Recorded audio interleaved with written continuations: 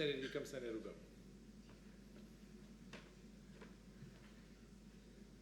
Ne închinăm, Părinte, și îți mulțumim pentru Domnul Hristos și pentru bucuria pe care o avem să găsim pace în casa ta. De aceea te rugăm să binecuvânți pe toți cei prezenți, pe cei care urmăresc programul online. Binecuvântează, Doamne, cuvântul pe robul tău și de bucuria ne umbla cu tine și de te lăuda în toate pe Domnul Iisus. Amin.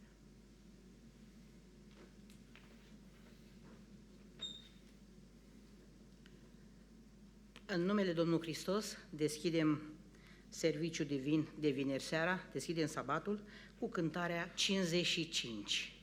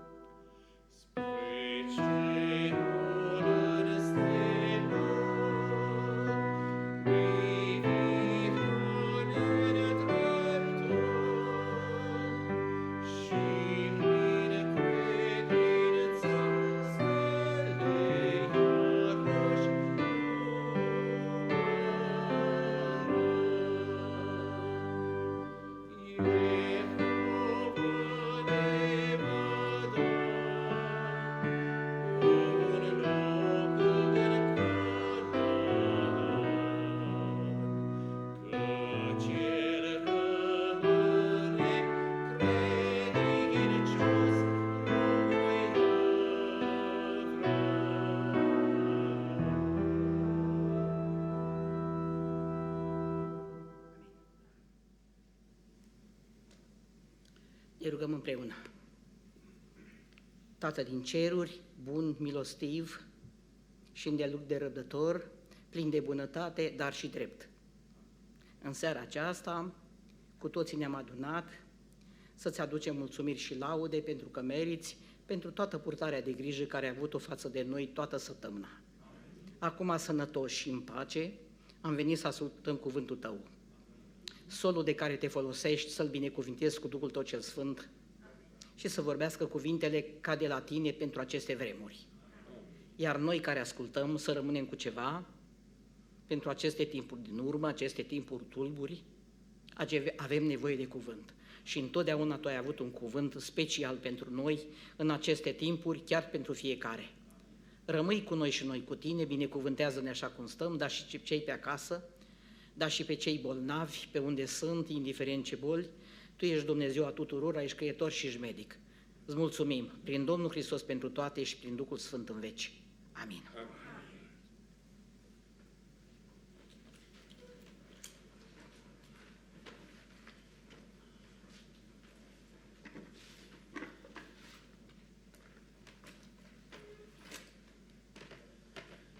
Pacea Domnului Iisus și bun venit în casa Domnului. Vă invit să ne mai închinăm Domnului cu o cântare. Și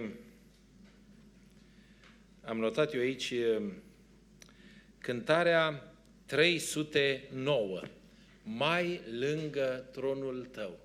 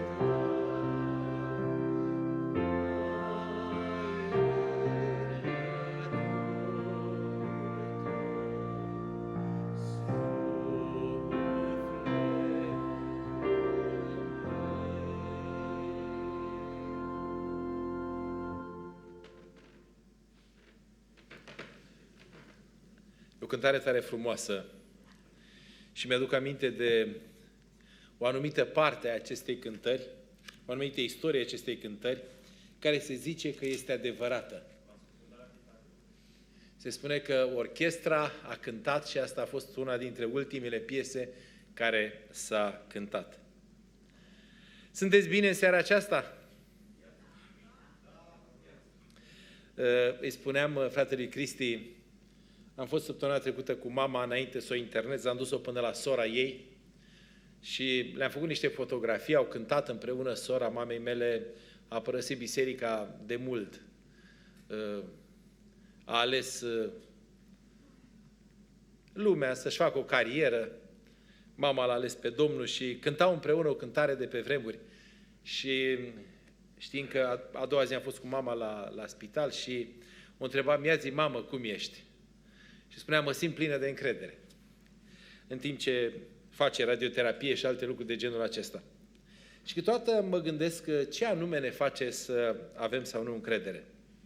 Am citit o povestire și o spun în mod special pentru copiii care sunt în seara aceasta. Trebuia să fie două domnișoare care să ne cânte în seara aceasta o piesă, dar văd că nu sunt împreună cu noi. Dar pentru voi, dragi copii, aș vrea să vă spun o povestire despre... Era o perioadă de toamnă, dar era o toamnă friguroasă, nu așa plăcută cum e toamna aceasta. Și era un pui de rândunică undeva lângă parc, avea un cuib acolo și puiul de rândunică învățase să zboare. Și în fiecare zi avea antrenament. Ia ziceți, copii, vă place ora de sport când aveți antrenament? Când trebuie să alergi, să faci mișcare? Văd vreo 2 copilași pe aici. Mă uit să văd, uite, sunt 3. Vă place ora de sport când trebuie să faceți antrenament?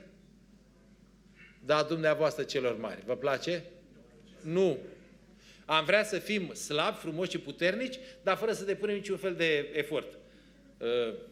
Nu merge. Ei, și rândunica aceasta, mamă, știa că puișorul trebuie să facă un drum lung, pleca spre țările calde. Vă place să mergeți în țările calde? Ei, dacă nu faceți antrenament, nu se poate. Și puiul acesta de rândunică se antrena și era destul de greu pentru că trebuia să ia înălțime, să coboare, stânga, dreapta, viraje, turbulențe și obosit și gâfâind se odihnea. Și vine în zbor o cioară. Cum face cioara, copii? Cum face cioara? Niciun copil nu știe. Dar voi copii care vă uitați online, știți cum face cioara? Cum face cioara? Să vedem un bunic să spună copiilor de aici că nu știu cum face cioara. Cioara, să știți că este o pasăre minunată, cu un colorit extraordinar. Are o culoare frumoasă, așa, plină de viață. Dar este, de fapt, e o nouă culoare, nici măcar nu-i culoare, nu? Și vine cioara asta în zbor, cra, cra, cra, și se așează lângă puiul de rândunică și îi spune, văd că te pregătești de drum, îți faci bagajele, încotro. Și puiul de rândunică spune, sigur, nu știu nici eu, dar știu că unde va fi mai cald, pentru că aici se face tot mai frig. Și cioara îi spune, păi, tu te-ai născut abia acum câteva luni. Cum de știi tu că există o țară mai caldă? Ai fost tu vreodată acolo? Oh, n-am fost, dar știu că există. Mi-a spus mama. Și în același timp am așa în inima mea o dorință, cred că cine m-a făcut așa mi-a pus o dorință ca să mă duc acolo în țările mai calde. Și cioara îi spune, auzi, da, tu e sigură că există această țară caldă? Eu cred că te-ai păcălit. Cred că dorința este doar în capul tău. Și puișorul se gândea și cioara îi spune, ești, să știi că naivă și proastă. Tu crezi că tot ce zboară se mănâncă? Și râzând în hohote de puiul de rândunică, cioara a plecat. Ho, și cro, și tot așa. Și puiul de rândunică se gândea, nu cumva cioara are dreptate? Că cioara e bătrână și știe multe. Și în timp ce era așa în dubiu, dintr-o dată vede că se apropie o umbră din spate, așa o umbră neagră și zice, iar se întoarce. Când colo, lângă puiul de rândunică, aterizează mama. Și spune, ce s-a întâmplat, scumpă? Ce, mamă, e adevărat că există o țară caldă și frumoasă unde o să mergem noi? Și spune, da, dragă, este adevărat, e adevărat că există. Auzi, dar tu de unde știi? Pentru că eu am fost acolo. Vrei să ne antrenăm? Cum să nu? Și puiul de rândinică spune, te iubesc, mama, și plină de curaj și-a întins aripile și a plecat în zbor. Aș vrea să vă întreb, atunci când le spunem puilor noștri despre o țară frumoasă,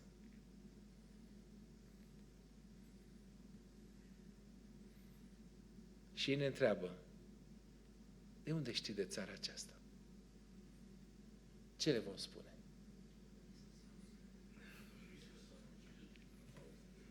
Am fost acolo. În această seară vă invit să privim împreună asupra unor întâmplări din Sfânta Scriptură care pe mine m-au bulversat. Imaginați-vă că sunteți bolnavi. Unii nu trebuie să ne imaginăm. Imaginați-vă că sunteți bolnavi de o boală incurabilă. Unii nu trebuie să-și imagineze. O boală unde ceasul merge invers, implacabil. Mă rog, la toți merge ceasul, numai că merge ceva mai repede. Nu numai asta, dar imaginează-ți că e o boală care te separă de toți cei dragi. Imaginează-ți că ești într-o situație disperată de felul acesta. Și la un moment dat, toți prietenii, toate rudele, toți cei din familia ta se îndepărtează de tine. Cum te-ai simți? Cum? Părăsit? Închide o clipă ochii și imaginează-ți că e o boală incurabilă, contagioasă. Știți, în perioada în care bântuia COVID-ul, acum a început să bântuie din nou, am înțeles un pic ce înseamnă frica de contagiune. Și teama pe care o aveai să nu cumva să te îmbolnăvești și atunci când auzeai pe unul strănutând lângă tine sau tușind, care era reacția firească? Să încerci să te dai înapoi, să te protejezi. În Evanghelia după Matei, la capitolul al 8-lea, ni se spune că Domnul Iisus Hristos se coboară de pe munte și oamenii merg după El. Și în mulțimea celor care erau acolo, era un lepros. Probabil că erau și alte boli în vremea respectivă și sunt convins că fiecare dintre dumneavoastră sau mulți dintre dumneavoastră, citind Biblia, ați ajuns la paragraful acesta. Ați citit despre leprosul acesta care strigă. Ați citit despre leprosul acesta care este disperat. Atât în Evanghelia după Matei, cât și în Evanghelia după Marcu, ni se descrie scena în care omul acesta se apropie de Domnul Iisus Hristos. Citind capitolele, ai spune foarte simplu, trece Iisus pe acolo și leprosul se apropie de el, îl bate pe umăr și spune, știi, uite, am și eu o boală, ai putea să rezolvi și mie problema. Nu? Numai că în momentul în care încerci să intri în pielea personajului, în timpul acela istoric, îți dai seama că acțiunea acestui lepros era o acțiune imposibilă. Și iarăși mă întorc la perioada aceea când, cu COVID-ul, când totul era închis și am fost de mai multe ori pe la spital, pe la oameni și nu puteam să trec de portar. Portarul era un fel de Dumnezeu acolo. Și ce îi plăcea. Nu știu, tuturor portarilor le place poziția asta. Dacă vrei să ajungi undeva, nu se poate, numai prin mine. Imaginați-vă că leprosul acesta aude predicarea lui Iisus Hristos. Poate că a stat undeva departe și în timp ce o fi predicat de pe un deal sau de pe o corabie, vântul a dus la el frânturi de cuvinte. Poate că a auzit și el, poate știu și eu, poate cineva îi aducea câte un pachetel cu mâncare și îi lăsa așa undeva, după care se îndepărtea și așa de la o distanță mare. Când am avut COVID a venit un fin drag și mi-a adus medicamentele, le-a agățat în poartă, în gardul de la poartă, s-a dat înapoi pe partea cealaltă și m-am dus de a lua punga, m-a simțit exact un lepros. S-ar putea ca omul acesta să fie avut totuși pe cineva căruia să-i pese. Însă acțiunea lui nu este o acțiune simplă. Gândiți-vă că sunteți într-un grup de oameni care încearcă să asculte pe cineva. Mi-aduc aminte, am fost într-o excursie cu fratele Aldea, prin Israel și fratele Aldea vorbește repede și se mișcă la fel de repede, acum a mai scăzut un pic ritmul, dar dacă vrei să auzi ceva din ce spune, eram un grup de 100 de oameni, păi trebuia să alergi tot timpul, să fii în față, că dacă rămâneai la sfârșit, până când ajungeai, nu mai auzeai nicio explicație. Și imaginați-vă, eram doar un grup de 100 de oameni. Domnul Iisus Hristos merge, predică, face anumite acțiuni și în zona aceea unde străzile sunt destul de înguste, e complicat. În Capernaum, îmi imaginam atunci eu când am citit Biblia, că când spunea că îl îmbulzea mulțimea, păi câtă mulțime să fie acolo, pentru că îmi imaginam Capernaumul ca satul meu, unde strada noastră are vreo 12 metri. Și e nevoie să intre destul de multă lume ca să blocheze strada. Dacă am mers în Capernaum și am văzut străzile acelea de 1,5 metru lățime, am înțeles ceva mai bine.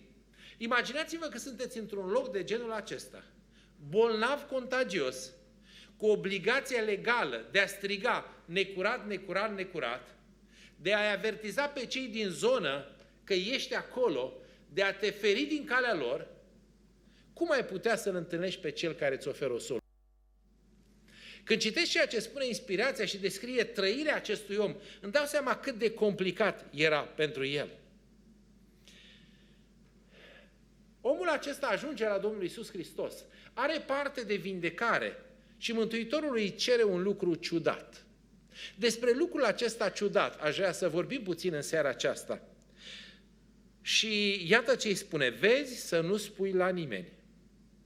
Vezi să nu spui la nimeni.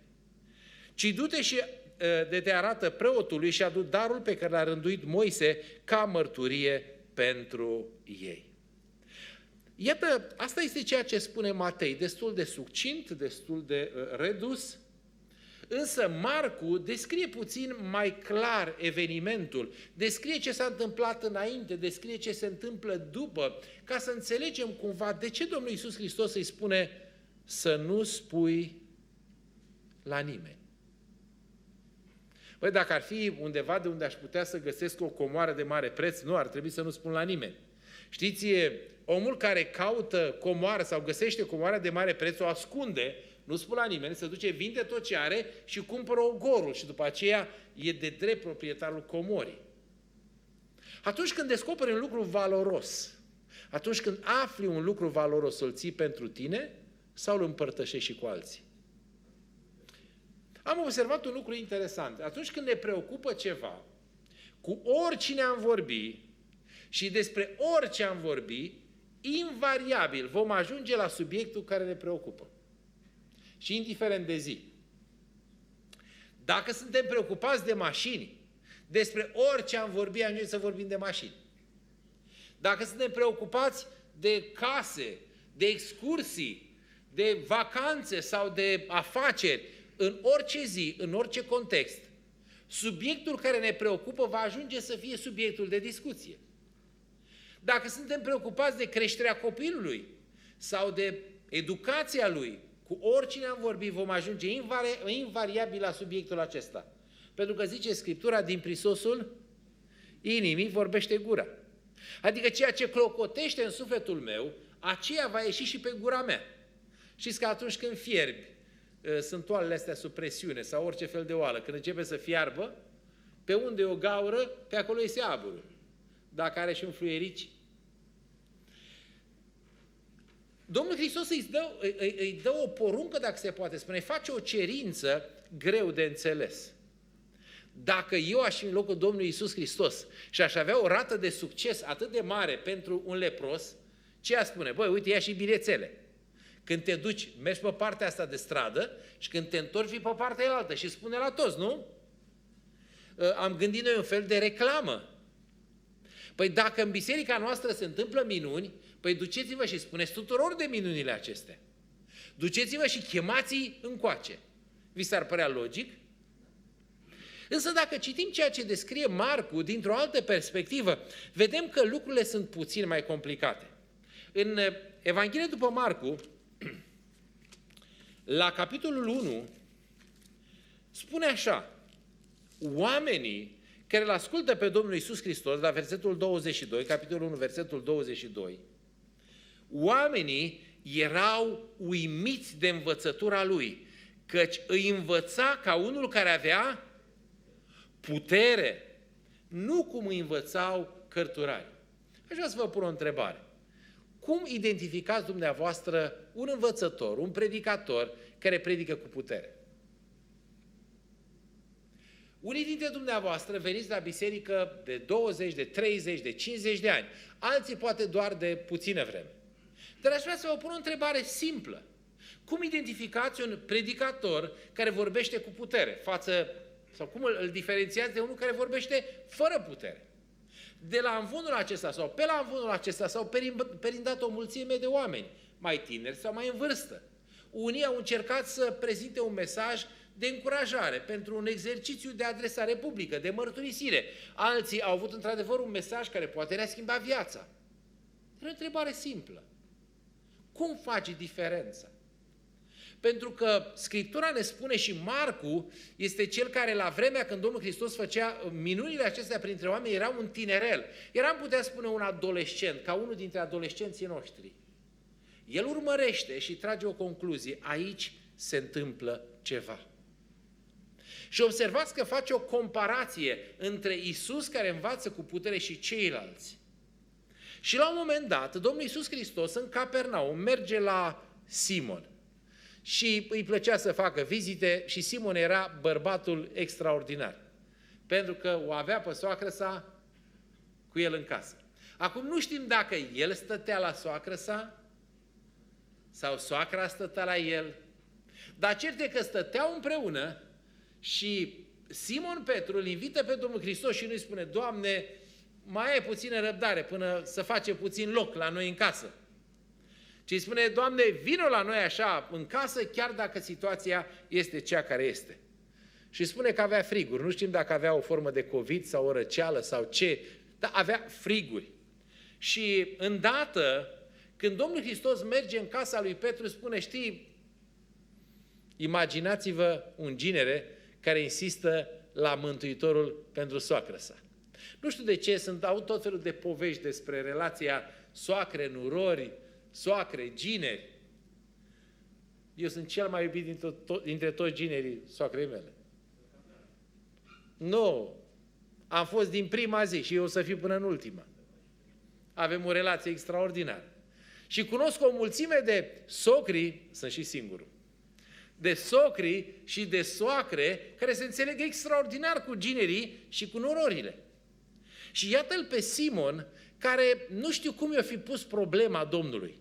Dar spune că îi se spune, îi vorbește despre această femeie. Stau și mă întreb, cum o fi descris-o cel care îi spune Domnul Hristos, poate Petru, cum o descrie pe această soacră? Știți că în alte contexte, atunci când apostolii sunt invitați sau Domnul Iisus Hristos este invitat să facă un bine, și la un moment dat spune: face să-i faci binele ăsta, că ne-a zidit sinagoga. Adică merită. Ce ar fi putut să-i spună despre această soacră? Aș vrea să nu se supere surorile mai cu experiențe care sunt deja soacre. Dar e foarte interesant ce spun ginerii voștri sau nurorile voastre despre voi.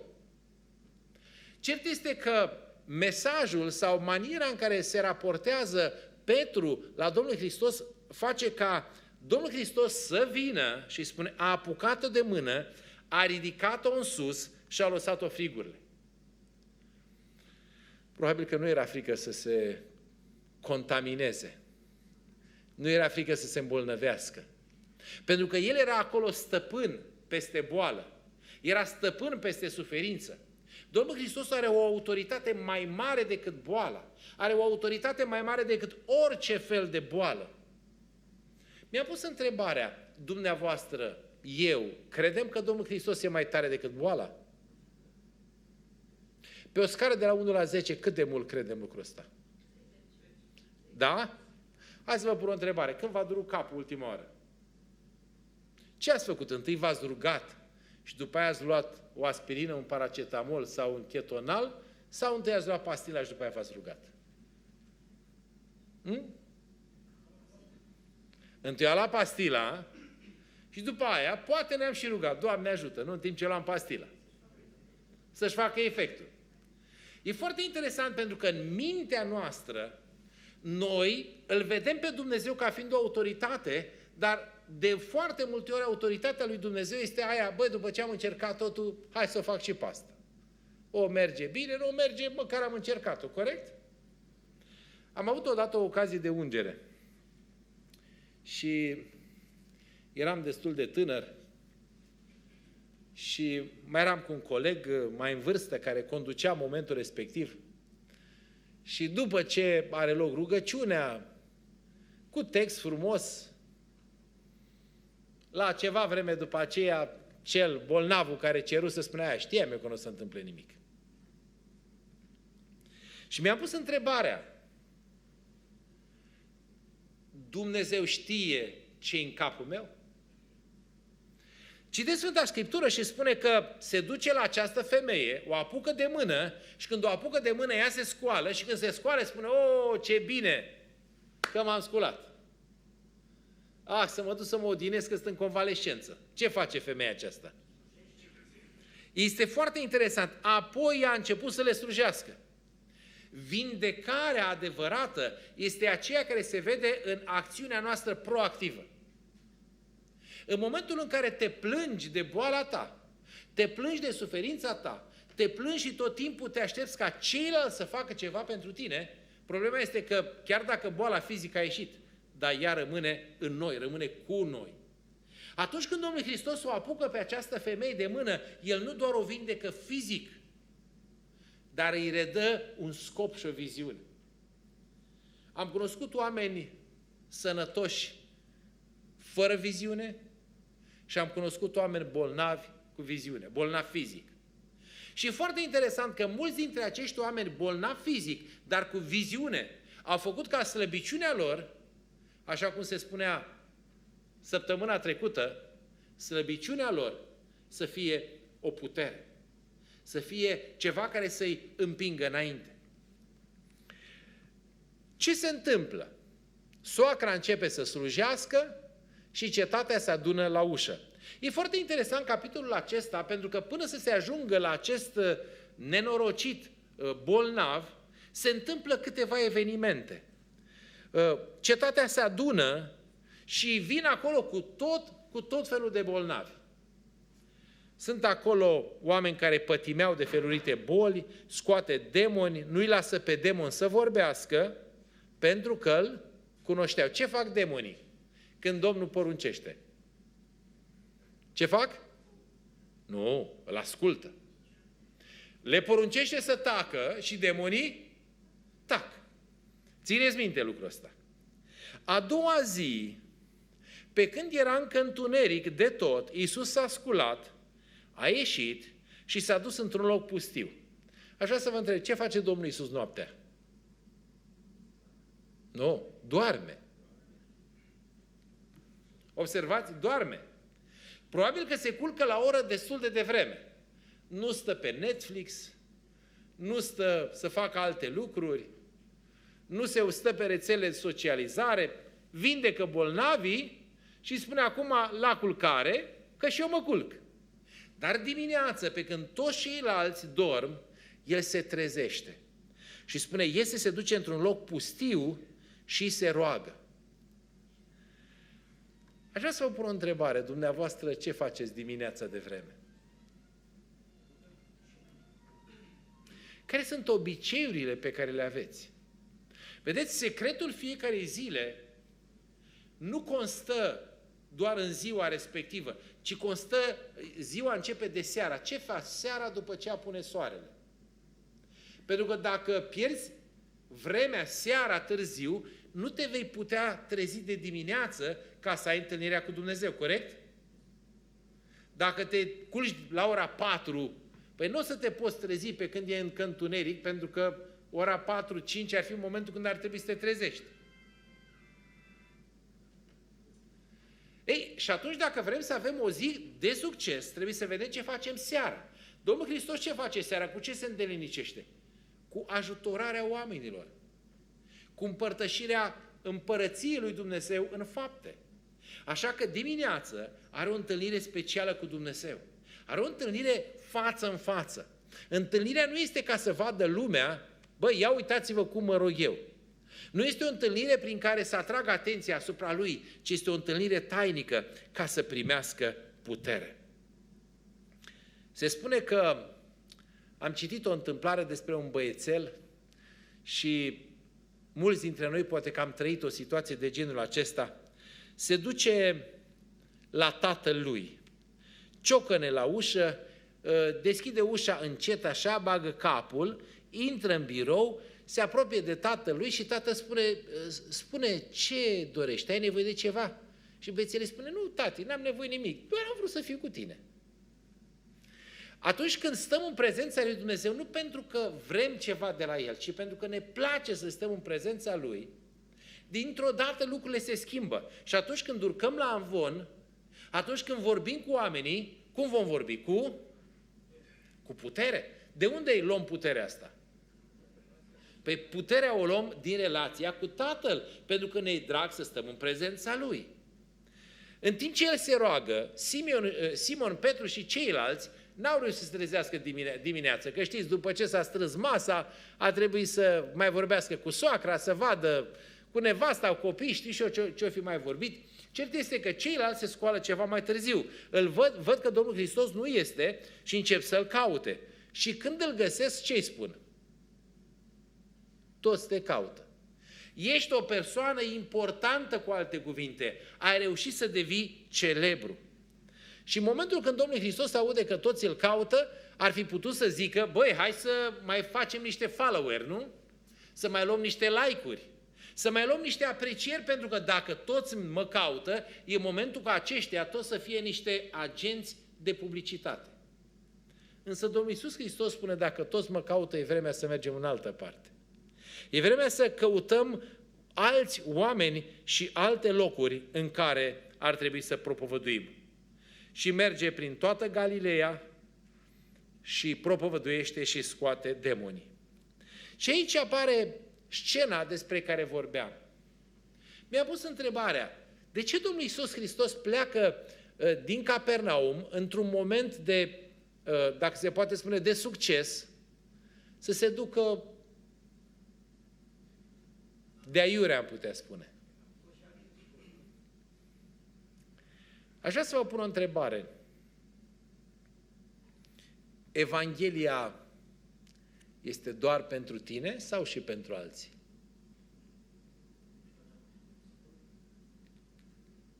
Ia gândiți-vă. Evanghelia este doar pentru tine sau și pentru alții? Atunci când ne dăm seama de valoarea Evangheliei, am putea să zicem așa, este un secret pe care eu îl știu, care mi-aduce succes și ar trebui să-l protejez, să-l țin doar pentru mine. Domnul Iisus Hristos are un secret, are o veste bună, însă știe că sunt mulți alții care au nevoie de această Evanghelie. Și în timp ce călătorește, se apropie de el un lepros. Leprosul de care vorbeam la început. Leprosul care n-ar fi putut să vină pe străzile din Capernaum. N-ar fi putut să vină acolo unde oamenii suflau unii în ceafa celuilalt. N-ar fi avut cum, pentru că probabil oamenii l-ar fi luat cu bețe, l-ar fi împins, l-ar fi îndepărtat. Îi iese înainte Domnul Iisus Hristos. Și strigătul lui, necurat, necurat, necurat, se transformă în, dacă vrei, poți să mă cureți. Dacă vrei, poți să mă cureți. Mai țineți minte, am spus de mai multe ori și o să o mai repet, care e prima condiție ca cineva să devină deștept? Să recunoască că e prost. Așa zice Biblia. Așa zice, cine e prost să vină la mine? De foarte multe ori noi încercăm să îndulcim treaba, să recunosc că nu știu să recunosc. Nu. Să am curajul să recunosc. Care e prima condiție ca cineva să fie salvat? Să recunoască că este pierdut. Care este condiția ca cineva să fie curat? Să recunoască că e murdar. Omul acesta știe că este necurat. Știți că este imposibil să umpli o cană deja plină. de foarte multe ori, îl ved pe Mântuitorul încercând să umple, să pună ceva în mine. Dacă câteodată îmi vine să râd, mie să râd de mine, câteodată sunt așa de plin de ideile mele, capul meu n-are loc de ideile mele și când vine Domnul cu ideile Lui, parcă nu-mi plac. Uneori recunosc ideile Domnului că sunt străine de dorințele mele. Dumneavoastră nu vi se întâmplă? Știm ce ar trebui să facem. Știm care este voia Domnului. Știm care este drumul drept. Dar ne place altfel. Nu? Ce mănânci, brocoli sau prăjitura? E mai sănătos brocoli. Dar prăjitura ca și bârfa, ce alunecoasă este. Îl văd pe Domnul Iisus Hristos intervenind în viața acestui om. Nu-i spune, nenorocitule, tu și neamul tău care ați fost niște păcătoși de ajuns lepros. Nu-l condamnă. Vă dați seama, oamenii din jur, când văd scena aceasta, leprosul, necuratul, se apropie de Mesia, de Rabi, și Rabi nu se sperie, se apropie de el, îl vede zdrențuros, îl vede bolnav. Știți care este elementul specific leprei? Nu e că îți pică degetele. Lepra este o boală degenerativă a sistemului nervos. Și nu mai simți. Îți mănâncă șoarecele degetul și tu nu simți. Dai la mașina de tocat și îți bagi mâna până la cot și zici, uite ce de carne este pe partea altă și tu nu simți nimic. Același lucru se întâmplă în viața noastră de păcat. Suntem în fundul ghienei prin gândurile, atitudinile și faptele noastre și noi nu simțim nimic, nu mai simțim rușine, nu mai simțim jenă, nu mai simțim milă, nu mai simțim părere de rău. Deși ne declarăm ca fiind copiii lui Dumnezeu, urmașii lui agentiși de ziua 7, păzitori ai celor 10 porunci, nu avem nicio problemă să le călcăm pe toate 10 rând pe rând sau pe toată odată. De la prima și până la ultima. Și întotdeauna găsim explicații, găsim scuze. Și nu mai simțim nimic. Nu mai simțim rușine. Nu mai simțim părere de rău. Și ni se pare normal, pentru că suntem într-o colonie de leproși, în care toți din jurul nostru sunt la fel de nesimțitori ca și noi. Însă în această colonie este unul care își dă seama că e ceva în neregulă cu viața lui. Aș vrea să vă întreb în seara aceasta dacă în ultima vreme ați simțit că este ceva în neregulă cu viața dumneavoastră. Aș vrea să vă întreb dacă în ultima vreme ați simțit că deși știați ce ar trebui să faceți binele, ați făcut răul. Aș vrea să vă întreb dacă în ultima vreme, deși știați ce cuvinte ar fi trebuit să spuneți, le-a spus pe alea care veneau așa din rărunchi ca să vă găsiți dreptatea. Aș vrea să vă întreb dacă în ultima vreme v-ați întâlnit cu Iisus. Leprosul acesta își dă seama că este neputincios. Își dă seama că nu poate să facă nimic. De aceea strigă la Iisus. El nu știa planurile pe care le are Domnul Hristos. Nu știa misiunea Domnului Iisus Hristos. Nu avea o înțelegere asupra escatologiei. Nu avea cunoștințe teologice. Un singur lucru știa. Viața mea, așa cum este momentul acesta, este un fiasco, este un eșec. Viața mea, așa cum este acum, nu este potrivită și începe să strige după Iisus. Dacă vrei, poți să mă curățești.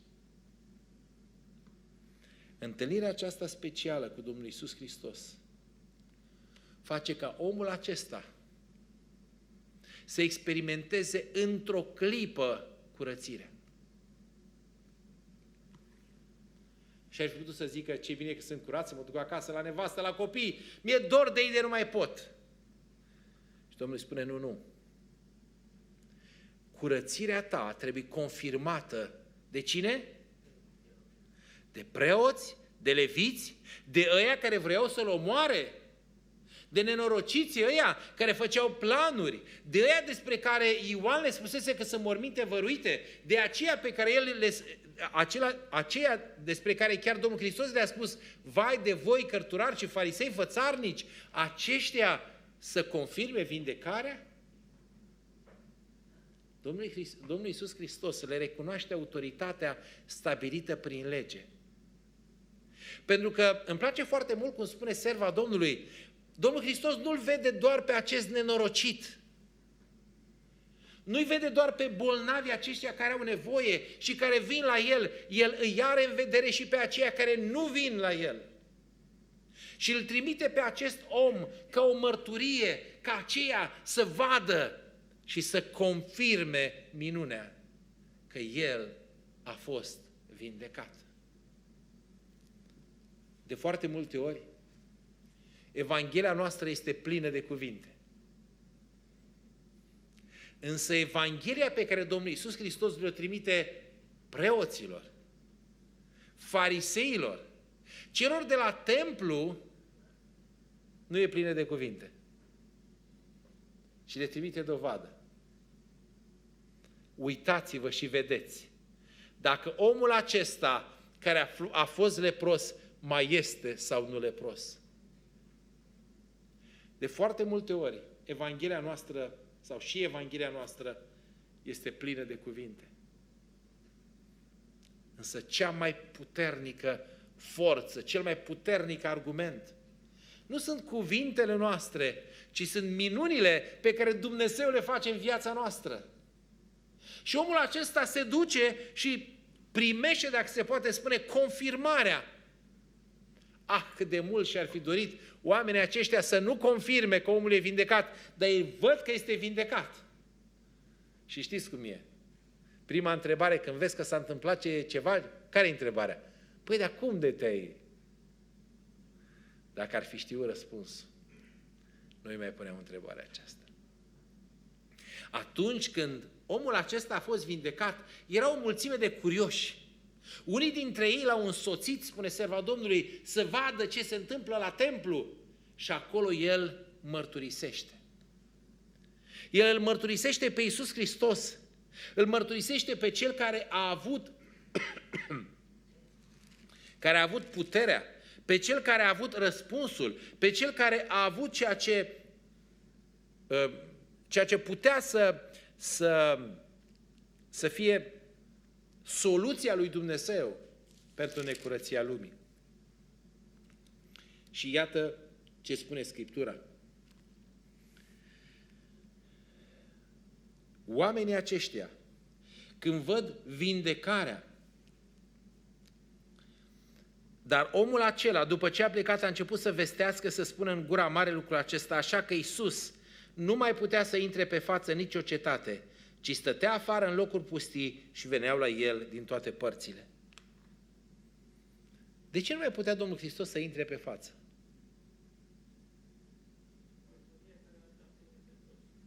Pentru că întâlnirea cu Iisus Hristos a fiecăruia dintre noi ne determină la două reacții. Fie îl accepți ca mântuitor personal, fie devii un împotrivitor al Lui.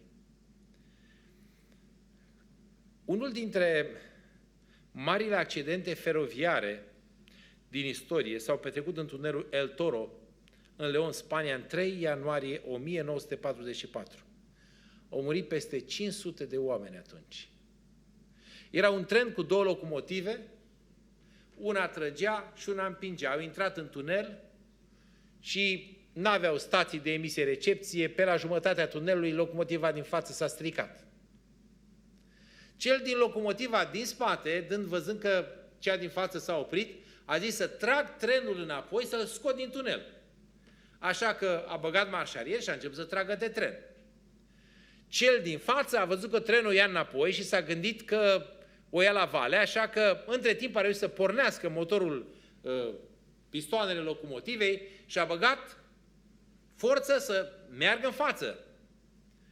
Și văzând că nu reușește să mute trenul în față, a băgat mai multă forță. Ăsta care trăgea de tren înapoi, văzând că trenul merge greu, s-a gândit, mă, o fi blocat, să bag mai multă forță. Și fiecare dintre cei doi încercau să tragă trenul în direcții diferite. Și peste 500 de oameni au murit datorită intoxicației cu monoxid de carbon. Uneori, Evanghelia lui Iisus Hristos s-ar putea să nu fie așa cum ne-am dorit noi. Uneori, vindecările pe care Mântuitorul le face au nevoie de o altă abordare. Uneori, poate că și Evanghelia din timpul nostru are nevoie de o altă abordare. Poate că ne place să vorbim despre Evanghelie. Ne place să dăm cărți în care să fie scrisă Evanghelia. Dar poate că, de ce nu în toamna aceasta, este vremea să ne întindem aripile și să arătăm orașului acestuia că noi zburăm, pentru că noi avem o patrie mai bună, pentru că noi știm despre o țară caldă, pentru că știm despre o țară unde suntem așteptați și unde suntem gata de plecare. Poate că în toamna aceasta, adventiștii din București vor putea să spună Bucureștiului acestuia, noi suntem aici pentru că noi credem în Iisus Hristos. Pentru că noi am experimentat vindecarea. Uitați-vă la noi. Uitați-vă la mine.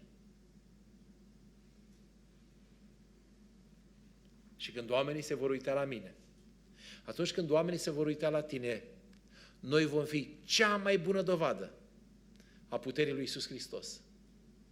Îmi doresc și vă doresc să nu treacă toamna aceasta fără să fim învățați să zburăm. Să nu treacă toamna aceasta fără să fi mers la cei din jurul nostru și aceștia să confirme și să vadă că Iisus Hristos, Cel care vorbește cu putere, Cel care stă în prezența lui Dumnezeu, Cel cu care și noi ne-am întâlnit, este Cel care ne-a vindecat, care ne-a eliberat și care ne-a dat și nouă posibilitatea să spunem tuturor, eu cred în Iisus Hristos, eu cred în Mântuitorul meu, eu cred în acela care m-a iubit atât de mult. El să fie slăvit, lăudat și binecuvântat. Amin.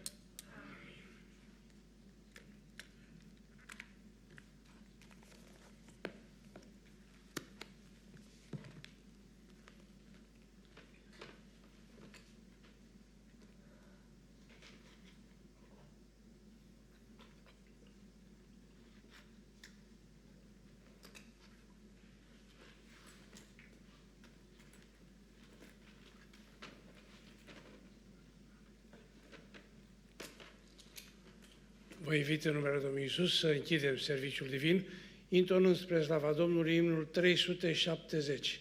Mai mult să te iubesc.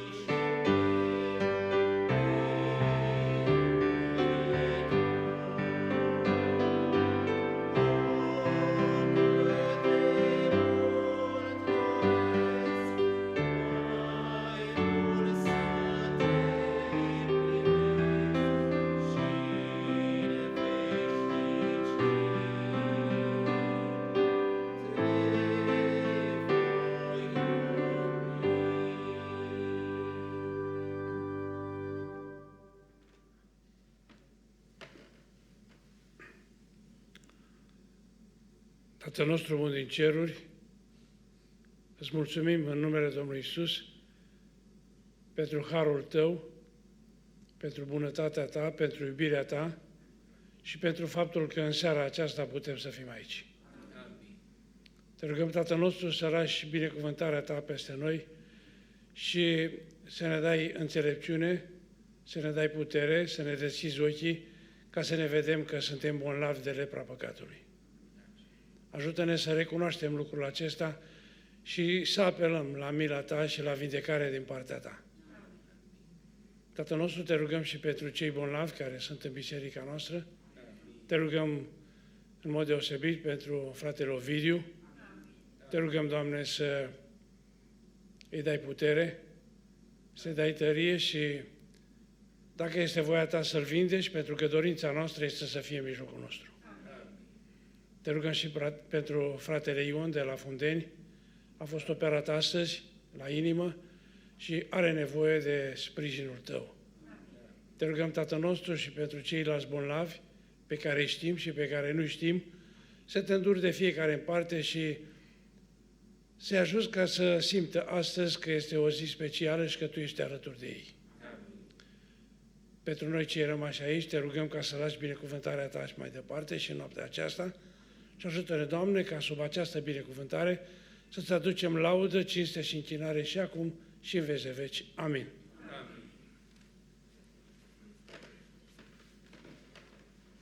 Ne vom despărți sub binecuvântarea Domnului.